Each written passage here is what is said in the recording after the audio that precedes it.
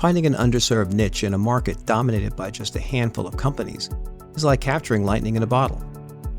In the mid-1990s, our guest Eric Malka and his wife Miriam did just that, elevating the daily shaving ritual by creating a prestige brand that defined the luxury space in the market.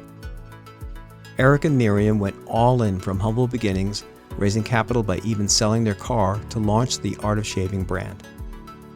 Starting with a single storefront in New York City, the company grew to a full line of grooming products, including razors, moisturizers, and shaving creams. With sales rolling in from the expanding retail operations and upscale department stores, they caught the attention of Procter & Gamble, which bought the company in 2009. We'll talk with Eric about their passion for all-natural products that has led them to create a new wellness brand focused on what has been described as radical transparency. Aptly named Ingredients will discuss how this brand is now shaking up the personal care industry. Eric, welcome to our podcast series. Thanks for having me. As part of the introduction, I mentioned that you founded a few different brands, starting with the Art of Shaving back in 1996 and most recently with the release of Ingredients.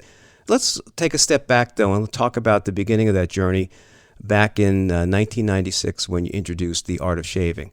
How did you come upon thinking that the shaving product category needed a luxury brand? Where did you see yourself in that space? Well, there was some coincidence involved with it. When I moved to New York City in my, let's call it late 20s, I just took a job. And it just so happened to be within the men's grooming industry, selling products from England for a distributor in the United States. And my wife, who's my partner, and I discovered these old English brands that, dated back to the 1800s that really provided an amazing experience for me, who didn't enjoy shaving, had discomfort with shaving. And I found that discovering these old accoutrements and creams really made a big difference in my daily routine. My wife, at the same time, was pursuing her passion for herbal medicine, aromatherapy, and other natural studies, made me an oil, a botanical oil to apply before my shaving cream. And that really, all those things combined, really triggered the idea to start a company to really reinvent that old English category. And because of our passion for natural wellness and ingredients, really, we created a brand of natural shaving products. So the brand name, the Art of Shaving, certainly sort of almost defined a luxury category that had been absent from the U.S. market. Yeah, we stumbled onto something pretty extraordinary. I mean, my wife was 22, I was 28, so we didn't know much about anything in general. But we sold our car and opened a tiny little store on the Upper East Side, and soon after realized that we had stumbled onto a unique category because shaving was just not served to the premium consumer. It was a category of activities that men did every day. Everyone did it, but whether you were an affluent consumer or a mass market consumer, you were just buying your shaving products in a drugstore mass environment. So there was a really white space that everyone had overlooked, really. It does seem that way. And it wasn't just the brand and selling products, and you and I spoke about this earlier. You packaged it in such a way where it was really attractive. It showed luxury. It was a premium brand. So everything about it certainly sort of defined a category for this particular product. And eventually you actually opened up shops and stores around the country. Is that correct? Yeah, that is correct. I mean, I have to give a lot of credit to my wife. She has impeccable taste, and she really designed the whole look and feel of the brand, The Art of Shaving. And really, as I said, we were young and naive, which was probably our greatest asset. Usually it could be a liability, but in our case, we had good instincts, and we really broke all the rules of the game unknowingly, and that became really the secret to our success. Had we known better, we would have probably launched a simple shaving cream in a tube and a plastic razor you can throw in your gym bag. Instead, we went the long way and created a regimen with glass bottles and brushes and 4 steps and beautiful shops where you can actually get shaves and so forth. So the opposite of what consumer focus groups would have told us to do. Really, my frustration with the industry that I was in was that retailers were really not paying attention to men. And so we said, there's no distribution channel for this product line. Let's create one. And back then there was no internet yet. So direct to consumer meant opening stores. So we started doing that. And starting with our first store on Lexington Avenue and 62nd Street, and immediately thereafter on Madison Avenue, which gave us a lot of visibility, and eventually built, 50-some stores before we sold the company. So it was 1996, you start the company. By 2009, you sold the company to Procter & Gamble. Mm-hmm. And what I found interesting in a little bit of research that I did was that was also the year that you actually trademarked the name Ingredients, which is now your current brand. And so what was it back then that you actually saw in that name back in 2009 that brought you forward to what you've recently launched? It's just the process my wife and I work with. We're obsessed with ingredients in our lives since we met. I think that was really a common bond that we both had from our first date, is we were both drawn to natural health and wellness, and really were careful about what we put into our body. When we started The Art of Shaving, we became obsessed with what ingredients we put into our products. And we started this whole craze of clean beauty, really. It wasn't called that at the time, but really we had our blacklist. There were all these ingredients we were never going to put in our products, and we wanted to make sure that what touched our customer skin was going to be healthy and not synthetic and poisonous for the body. So by the time we finished with ingredients, we were quite frustrated that our core philosophy that really was the magic, the intangible magic behind The Art of Shaving, the natural ingredients and the formulation, was part of an industry that really didn't care about the toxic ingredients that went into most products out there, and ingredient lists that were just written. You know this from being in the printing packaging business, that how small a font can we legally use to put our ingredient list on the back of the box? Right. So that became a true motivator for us. And with financial freedom, we were able to really say, what do we really want to do? How are we really going to impact society? How can we cause a shift in this society based on what we've learned over the last 20 years and the expertise we developed? And the name Ingredient just came up. We said, we're obsessed with ingredients. We should trademark that name and bring ingredients out of obscurity and into the front of the label. My wife started developing her formulation style of using as few ingredients as possible. One ingredient in the product is our ideal goal. So 8 is the maximum with our brand. And again, every time I file a trademark, whether it's The Art of Shaving or ingredients, my lawyers always say, you're not going to get it. Too descriptive. So we were really lucky. This is a word that is quite used. Yeah, absolutely. But not in the context of a brand that is highly focused on ingredients and really wants to educate consumers to refocus on what's inside the bottle, what they're actually consuming. One of the things that I see in the brand, and the industry has now begun to use the term, right, clean beauty, but your brand has really amplified that definition to the personal care industry. Clean means 100%, right? It's not just we take a couple of ingredients out and we call ourselves clean. You've really taken it to a whole different level. Oh, absolutely. We were actually motivated by the clean beauty trend. We saw that consumers were becoming more and more conscious about, ingredients and transparency and safety. But brands were just flirting with the issues to satisfy consumers and really calling products clean that were not really clean. They're cleaner than the category as a whole, but still loaded with petrochemicals. Right. Every product out there, pretty much, with rare exceptions, when it's an oil blend, are loaded with petrochemicals, which is extremely harmful to our health and to our planet, really. One of the things that I saw in the packaging, and I think this is really emblematic of what the brand is all about, is that you put the ingredients front and center on the principal display panel.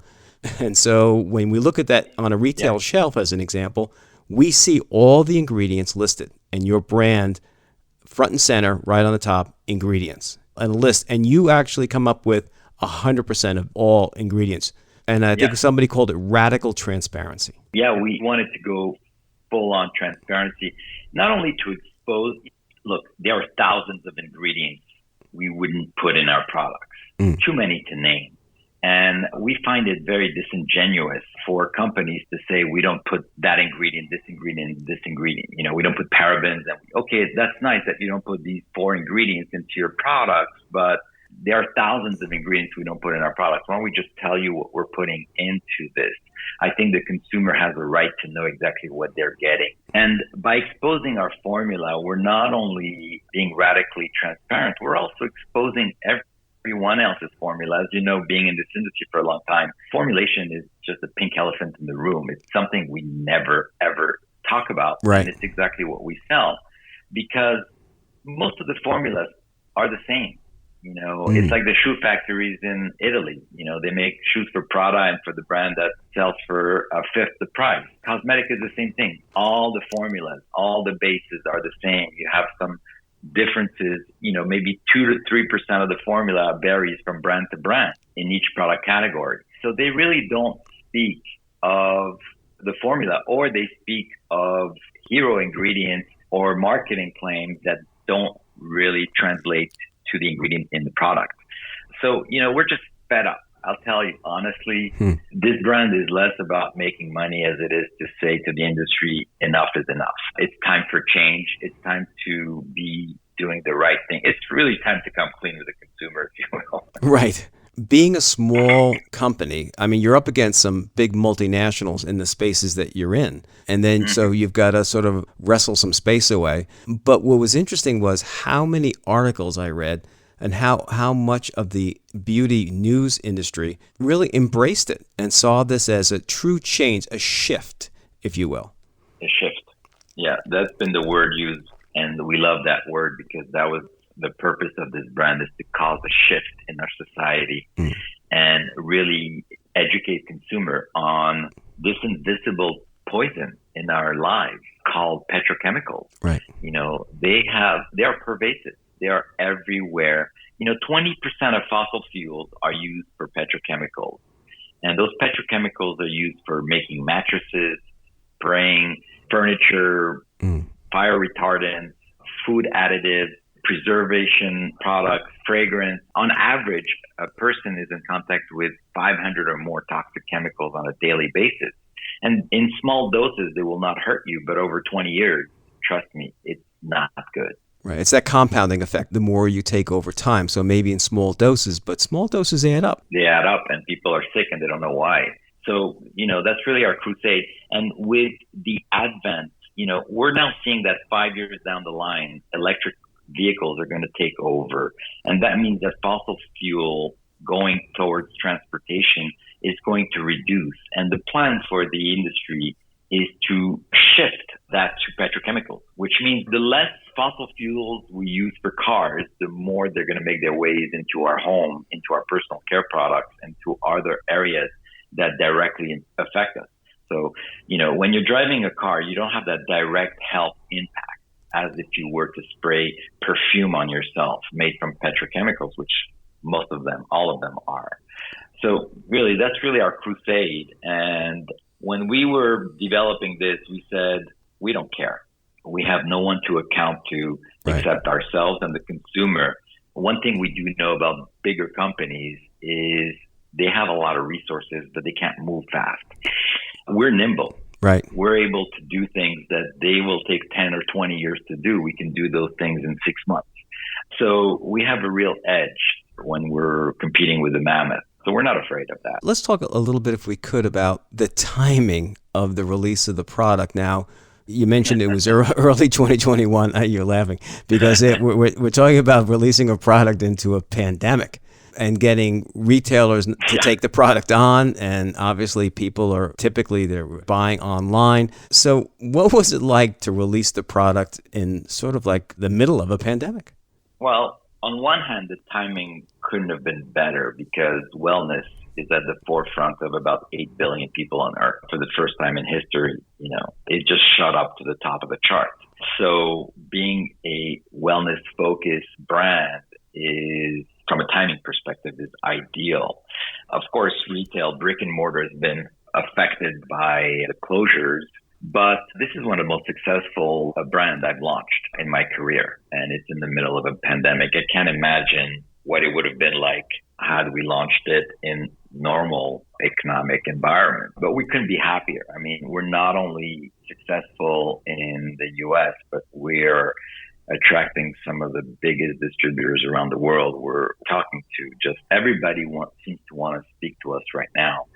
So it's very exciting that we're being embraced in the way that we are. And we're feeling like the industry is looking at us as the next big thing. And that's very exciting. We just have to, materialize that and be patient. So it's kind of cool. What I love hearing in your voice and the way you describe things is how passionate you are about the underlying message that you want to bring to people, is that there's an alternative to putting petrochemicals and things that truly aren't good for you, even though they're allowed in the product. Maybe there's a better way. Based on your experience in working with some smaller brands and making some investments, what advice do you have for budding entrepreneurs?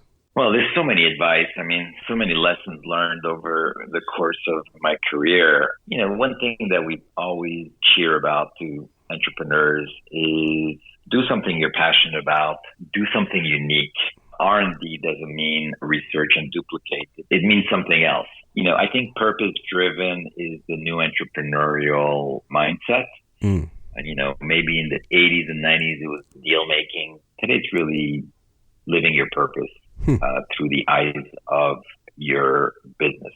If you're passionate about babies, start a healthy baby company. And I'm very proud of one thing, is that we've always tried to do well by doing good. I cannot sleep well at night knowing that I'm selling something unhealthy to make money. I need to make sure I'm promoting health and wellness out there in any way I can. Right. So those are some of the advice I would give to people. I think so many, I coach and mentor many entrepreneurs, and there's so many lessons. I think your focus, though, on being purpose-driven is something I hear from lots of people I interview. I think you're spot on with that, and following your passion and doing the things that you really love. My next question for you is, and this is what I ask of everyone on every interview, what one word describes who you are? I would say resilience, maybe. Resilient, okay. Yeah. You have to be an entrepreneur, right? I mean, I love the story that you ended up financing your first venture in Nara Shaving by selling your car. So you certainly had to have some level of resilience, taking it upon yourself to put your money out there and stand behind your company. Yeah, resilience is key. I think it's something that younger generations are losing rapidly. Huh. The greatest generation had loads of it, and it trickled down all the way to the Gen Zs. And that's the key factor. I'm not the smartest guy. I didn't go to Ivy Leagues. I don't have rich parents. I don't have any superpowers. I'm just the most resilient guy out there. Failure is not an option. I have no safety net. Right. So you have to be able to struggle through and make it work. Make it happen. There's no choice. When you have no choice, resilience is almost like a default setting. Right. Very well put. Eric, thank you so much for taking the time to be on our podcast series. I really appreciate your insights. Thank you so much for having me, man. Appreciate it. As Eric described, he and his wife's greatest asset was being young and naive, but with good instincts. It was their desire to improve the unpleasant task of shaving that enlisted Miriam's nascent ability to use botanical oils and develop a pre-shave emollient. Eric experienced shaving without discomfort, and they immediately recognized the potential to create something new. And although the industry was dominated by a few mass-market companies, they successfully focused on a segment looking for a premium product to enhance the shaving experience. With Ingredients, their newest brand, the idea was sown years ago and emerged when Eric and Miriam saw the market was slow in removing undesirable ingredients from their formulations and lacked the transparency for consumers to make informed decisions about the products they used. In both cases, they were able to recognize that what was missing in each market and use their passion and skills to develop products that would fill the void. As Eric observed, being purpose-driven is the new entrepreneurial mindset. Follow your passion and find purpose in what you do. And finally, recognize that everyone struggles. Starting a business is not easy, and you'll need to be resilient to succeed. We thank Eric for sharing his experiences and insights.